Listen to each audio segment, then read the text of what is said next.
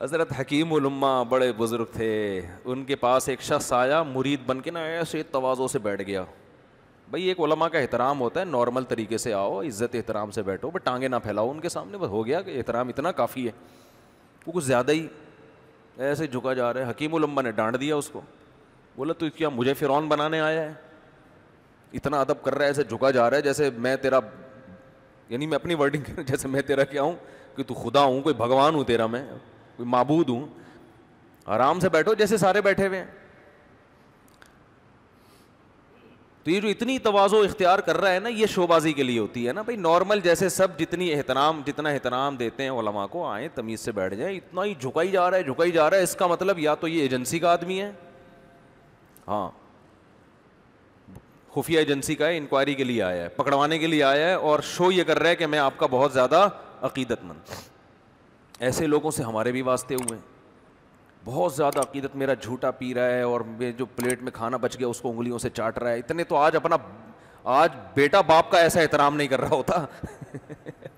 تو کیوں ایسا کر رہا ہے بھائی؟ تو میں اس آدمی سے ہوشیار ہو جاتا ہوں کہ اللہ خیر کرے, اللہ خیر کرے. اتنی عقیدت کرو بھائی جتنی افورڈ کر سکتے ہیں. جیسے وہ ایک آدمی کو بھولنے کی بیماری تھی نا, سرٹیفکیٹ لے کے گھوم رہا تھا ڈاکٹر کی طرف سے کہ مجھے بھولنے کی بیماری ہے, لہذا بھولے سے دوسروں کی بیویوں کو اپنی بیوی بولتا تھا. وہ جب پکڑا جاتا تو سرٹیفکیٹ دکھا دیتا, بھائی ڈاکٹر کی طرف سے مجھے سرٹیفکیٹ ملا ہوا ہے کہ میں بھول جاتا ہوں. تو لوگ کچھ بھی نہیں کہتے یار اب بھولے سے. کسی نے کہا تو کبھی اپنی بہن کو غلطی سے, اپنی بیوی کو بھولے سے تو نے بہن بولا ہے؟ بھائی ہم اتنا بھولتے ہیں جتنا افورڈ کر سکیں. جواب دیتا ہے اتنا بھولتے ہیں جتنا برداشت کر سکتے ہیں, برداشت سے زیادہ نہیں بھولتے ہم. سمجھ رہے ہو کہ نہیں سمجھ رہے؟ تو کیا کہہ رہا تھا میں,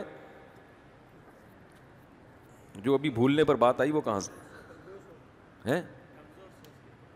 ہاں, تو جو اتنی عقیدت کر رہا ہے نا, انگلیاں چاٹ رہا ہے اور آپ کا تھوک زمین پہ نہیں گرنے دے رہا, وہ صحابہ کی عقیدت تھی. آج اتنی عقیدت لوگوں کو اپنے باپ سے نہیں ہوتی جس نے اتنے احسانات کیے. وہ پیر و مرشد سے کہاں سے ہو گئی؟ یا تو وہ بہت جاہل ہے,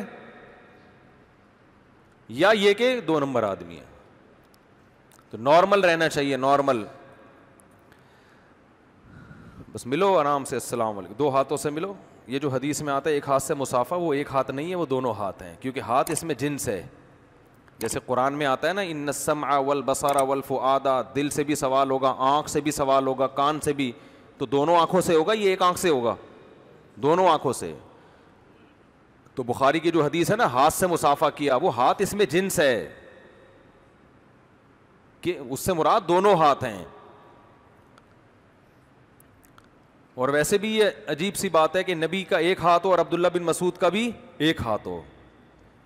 عقیدت محبت میں نبی صلی اللہ علیہ وسلم ایک ہاتھ بڑھائیں اور عبداللہ بن مسعود وہ بھی ایک ہاتھ. یہ صحابہ کی محبت کا بھی تقاضا نہیں ہے. ایک ہاتھ سے مصافحہ بھی جائز ہے, لیکن بڑے کا ادب کیا ہے کہ 2 ہاتھ سے مصافحہ کیا جائے.